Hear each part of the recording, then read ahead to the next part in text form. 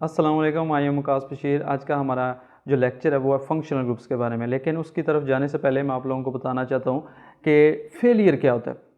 Failure ये नहीं होता कि आप कोई काम स्टार्ट करें और उसमें नाकाम हो जाएं, बल्कि फेलियर ये होता है कि जिस वजह से आप नाकाम हुए हैं वो मिस्टेक्स आप उनसे सीखो। अगर आप उन मिस्टेक से नहीं सीखते तो वो आपका फेलियर है। तो आइए हम विदाउट एनी फर्दर डू अपना लेक्चर स्टार्ट करते हैं।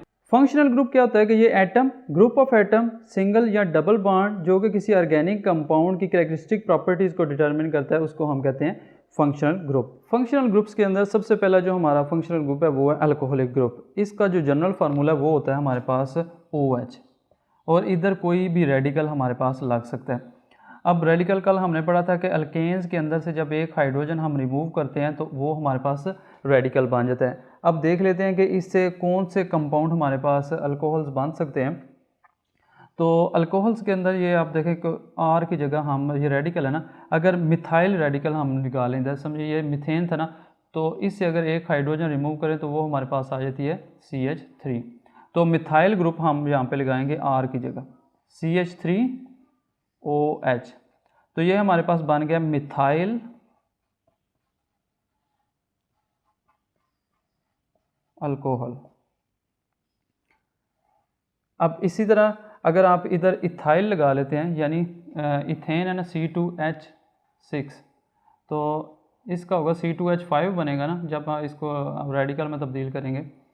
तो इधर सपोज करें हम C2H5 हो गया, तो ये हमारे पास मिथाइल की जगह अब ये बन गया इथाइल अल्कोहल। पहले आपने इस रेडिकल का नाम और एंड पे आपने अल्कोहल इसका नाम लिखना है। तो ये हमारे पास इस तरह से बन जाएगा अल्कोहल। इथाइल अल्कोहल को हम CH3 CH2 और OH इस तरह से भी लिख सकते हैं, क्योंकि ये भी C2H5 या 2 कार्बन और ये हमारे पास 5 हाइड्रोजन है। तो इस तरह से भी आप लिख सकते हैं। अभी आप लोगों ने CH3 CH2 CH2OH इसका नाम आप लोगों ने मुझे कमेंट्स के अंदर बताना है कि इसका क्या नाम है। अल्कोहल से आगे हमारे पास होता है ईथर लिंकेज। ये फंक्शनल ग्रुप किस तरह से होता है, इसके अंदर एक ऑक्सीजन और इस तरफ एक रेडिकल और एक रेडिकल इस तरफ, ये R प्राइम लिखते हैं। ये R दोनों सेम भी हो सकते हैं और दोनों ये डिफरेंट भी हो सकते हैं। जब सेम होंगे तो हम देख लेते हैं कि मिथाइल की सूरत में क्या होगा, CH3 इधर लगा, O इधर लगा और इधर CH3 लग गया। इसका नाम होगा डाई मिथाइल, यानी 2 मिथाइल हैं तो इनको हम लिखेंगे। अब अगर दोनों डिफरेंट हो, CH3 एक साइड पे और दूसरी साइड पे C2H5 यानी इथाइल, तो तब हम फिर क्या करेंगे कि इनको अल्फ़ाबेट के लिहाज से इनके जो रेडिकल्स हैं ना उनको हम लिखेंगे। पहले इथाइल है ना, E पहले आता है और M बाद में आता है, तो हम लिखेंगे इथाइल मिथाइल अल्कोहल। तो इस तरह से इसका नाम होगा। अगर दोनों ये दो इथाइल ही हैं, यानी C2H5O और C2H5, तो इसका नाम होगा डाई इथाइल ईथर। अब आप C2H5O C3H7 इसका आप लोगों ने मुझे नाम कमेंट्स के अंदर बताना है कि इसका क्या नाम होगा। ईथर लिंकेज से अगला हमारा ग्रुप है एल्डिहाइड ग्रुप। एल्डिहाइड का जनरल फार्मूला होता है C डबल बॉन्ड ऑक्सीजन और एक साइड पे हाइड्रोजन, इस साइड पे R ग्रुप ने लगना होता है। R रेडिकल, कोई सा भी रेडिकल इधर हो सकता है। ये हमारे पास जो कार्बन होती है ना, इसको हम कार्बोनाइल कार्बन भी कहते हैं, कार्बोनाइल कार्बन। अब इसमें R की जगह हम मुख्तलिफ रेडिकल्स लगा कर देख लेते हैं कि कौन से होंगे। अगर हमारे पास R की जगह जब हम H लगाते हैं तो ये हमारे पास आ जाएगा C डबल बॉन्ड ऑक्सीजन और हाइड्रोजन। इसका नाम होता है फॉर्म एल्डिहाइड। अब जहाँ पे ये H यूज़ हो रहा है ना कार्बोनाइल कार्बन के साथ, तो इसको हम फॉर्म के तौर पे, इसका नाम फॉर्म के तौर पे भी यूज़ कर सकते हैं। इसके अलावा हमारे पास अगर ये जो रेडिकल है वो हाइड्रोजन की बजाय CH3 हो, CH3 C double bond oxygen और इस साइड पे हमारे पास H, इस साइड पे H ही रहना है, बस इस साइड पे आप कोई सा अपना ग्रुप चेंज कर सकते हैं। तो ये जो कार्बोनाइल कार्बन के साथ अगर ये CH3 जुड़ा हो तो हम इसको कहते हैं एसिड। तो एसिड और आगे इसका क्या नाम है, एल्डिहाइड।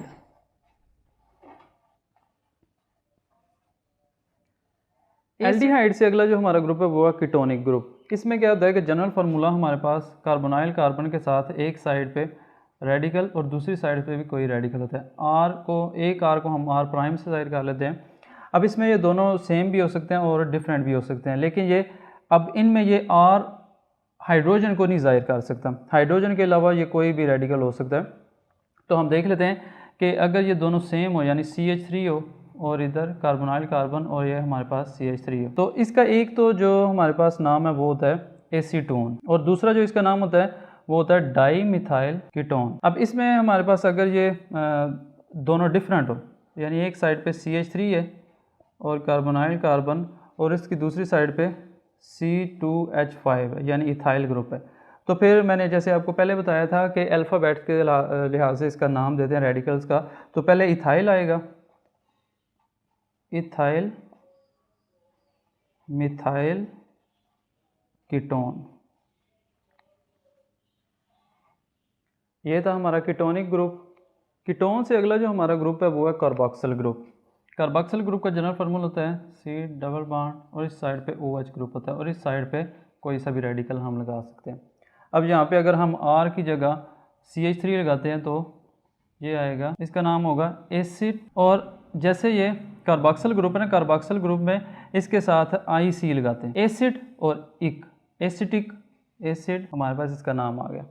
अगर ये हमारे पास CH3 की जगह अगर हम H लिख दें तो ये हमारे पास आ जाएगा कार्बोनाइल कार्बन और इसके साथ OH ग्रुप।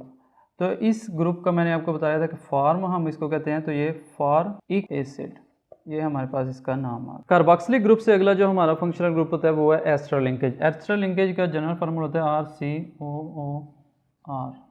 ये R एक प्राइम लिख लेते हैं, इसको हम इस तरह से भी लिख सकते हैं कि एक R इस साइड पे कार्बोनाइल कार्बन है और फिर ये OR है। अब ये दोनों R सेम भी हो सकते हैं और डिफरेंट भी हो सकते हैं। अगर हम इसको देखें कि इसको आप CH3 लिख दें और इसको हम इसको भी CH3, अगर दोनों ये सेम है तो फिर क्या होगा कि इसका तो आपको पता है कि एसिड इसका नाम होता है, इस जो हमारे पास ये ग्रुप है ना इसका एसिड, और इसका नाम है मिथाइल, मिथाइल एसिड। और इसके नाम के आखिर पे, ईस्टर के आखिर पे, नाम के आखिर पे आता है 8, एसिटेट, मिथाइल एसीटेट।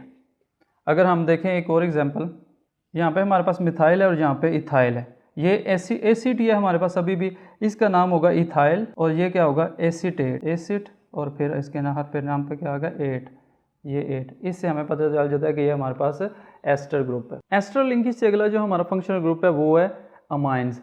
इससे पहले जितने भी हमने फंक्शनल ग्रुप्स पढ़े हैं उसके अंदर सिर्फ हमारे पास कार्बन, हाइड्रोजन और ऑक्सीजन आ रहे थे, लेकिन अभी हमारे पास नाइट्रोजन भी आएगा। अमाइंस का जो जनरल फार्मूला होता है वो होता है RNH2। ये हमारे पास, ये R रेडिकल कोई भी हो सकता है, ये हम देख लेते हैं। R की जगह अगर हम CH3 लगाते हैं तो ये हमारे पास आ जाएगा मिथाइल अमीन। अगर हम इधर इथाइल ग्रुप लगाते हैं C2H5NH2 तो ये हमारे पास आ जाएगा इथाइल अमीन। ये R जो है हम इसके साथ इस तरह से भी लिख सकते हैं कि अगर CH3 एक साइड पे लगा हुआ NH और इस 2 H थे ना, एक H को रिमूव करके हम N के इधर हम लिख सकते हैं CH3, यानी ये ग्रुप हम इधर भी लगा सकते हैं। तो ये हमारे पास आ जाएगा डाई मिथाइल अमीन। और अगर ये हम इस H को भी रिमूव करके इसकी जगह भी ये R ग्रुप लगा दें तो ये हमारे पास आ जाएगा CH3, इसका नाम होगा ट्राई मिथाइल अमीन। अमीन्स से अगला जो हमारे पास फंक्शनल ग्रुप है वो है हैलाइड्स। हैलाइड्स के अंदर हमारे पास कार्बन, हाइड्रोजन और हैलोजेंस होते हैं। हैलोजेंस को हम X से जाहिर करते हैं और ये फ्लोरीन, क्लोरीन, ब्रोमीन और आयोडीन वगैरह या एस्टेटीन भी हो सकते हैं।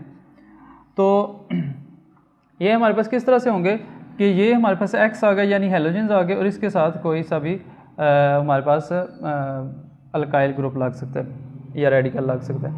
अगर हम देखें कि इधर CH3 है और इधर हमारे पास Cl है तो इसका नाम होगा मिथाइल क्लोराइड। तो इसका नाम होगा मिथाइल क्लोराइड। और अगर ये हमारे पास CH3 की जगह C2H5 है तो ये हमारे पास होगा इथाइल क्लोराइड। और एक इसमें और भी है कि प्राइमरी, सेकेंडरी और टर्शरी कौन से होते हैं हैलाइड्स, तो वो भी हम देख लेते हैं। अगर हमारे पास जो हैलोजन ग्रुप है यानी X है वो अटैच हो ऐसी कार्बन के साथ जो मज़ीद एक कार्बन से अटैच हो, इसकी हम वैलेंसी पूरी कर लेते हैं। ये CH3 होगा और ये CH2 होगा हमारे पास। तो इसको हम कहते हैं प्राइमरी हैलाइड्स। अगर ये हमारे पास CH3 और अगर हमारे पास जो हैलोजन ग्रुप है यानी X ये अटैच हो ऐसी कार्बन के साथ जो मज़ीद 2 कार्बन के साथ अटैच हो तो उसको हम कहेंगे सेकेंडरी हैलाइड। और अगर हमारे पास X जो ग्रुप है यानी हैलोजन ग्रुप है वो ऐसी किसी कार्बन के साथ अटैच हो जो मज़ीद आगे 3 कार्बन के साथ अटैच हो तो उसको हम कहेंगे टर्शरी हैलाइड्स। तो इसका क्या नाम होगा? Tertiary halides. ये हमने कल टर्शरी और सेकेंडरी या आइसो वगैरह के बारे में कल भी पढ़ा था अल्काइल रेडिकल्स के अंदर। तो ये उसी तरह ये इसके साथ कौन सा रेडिकल अटैच है? जो टर्शरी है। इससे अगले जो हमारा फंक्शनल ग्रुप है वो है डबल और ट्रिपल बॉन्ड। ये भी अपनी अपनी अलग अलग खसूसियात देते हैं या प्रॉपर्टीज़ देती हैं। अगर हाइड्रोकार्बन्स के अंदर 2 कार्बन में डबल बॉन्ड हो तो उनको हम कहते हैं अल्कीन्स। यानी ये हमारे पास 2 कार्बन्स हैं और उनके दरमियान ये डबल बॉन्ड है। इनकी वैलेंसी जब पूरी हम करते हैं हाइड्रोजन अटैच करके तो ये हमारे पास आ गया 2 कार्बन है तो इसलिए इसका नाम होगा इथीन। इनके आखिर पे ENE आता है, जबकि अल्केन के अंदर हमारे पास ANE आता है और इनके अंदर क्या आता है? ENE। ये इस तरह आप इनकी पहचान कर सकते हैं। अगर हमारे पास ये 2 कार्बन के दरमियान ट्रिपल बॉन्ड हो हाइड्रोकार्बन के अंदर, सॉरी इसको स्ट्रेट ही लिख लेते हैं, तो ये हमारे पास इसका नाम होगा, क्योंकि ये 2 कार्बन है तो इसलिए इसका नाम होगा इथाइन। और इसका दूसरा नाम एसिटाइलिन भी है। तो इस तरह से अगर ये देखें हम एक और एग्जांपल ले लेते हैं CH3 CH2 C triple bond और CH हमारे पास आ गया। ये देखिए ये हमारे पास ट्रिपल बॉन्ड 2 कार्बन के दरमियान है। तो ये कितनी कार्बन है? 1 2 3 4, तो इसलिए इनका नाम होगा ब्यूटाइन। इस तरह से अगर इन दोनों के दरमियान भी समझे कि ये हमारे पास है तो ये देखिए कि हमारे पास एक ये हाइड्रोजन के साथ इस कार्बन ने बॉन्ड बनाया हुआ है, एक ये हो गया, एक इस CH3 के साथ बनाया हुआ 2 बॉन्ड और ये हमारे पास 2 इसके साथ बॉन्ड बनाए हुए हैं। तो ये 4 बॉन्ड इस कार्बन के पूरे हैं और इस कार्बन ने भी 2 इसके साथ बॉन्ड बनाए हुए इस कार्बन के साथ और 2 हाइड्रोजन के साथ बनाए हुए हैं। तो ये इसके वैलेंसी पूरी है। तो इसका नाम होगा ये, क्योंकि ये 1 2 3 है तो इसका नाम होगा प्रोपीन। ये था हमारा आज का लेक्चर। आई होप कि आप लोगों को इसकी समझ आई होगी। अगर आप लोगों को इसमें कोई क्वेश्चन है तो आप कमेंट सेक्शन के अंदर पूछ सकते हैं।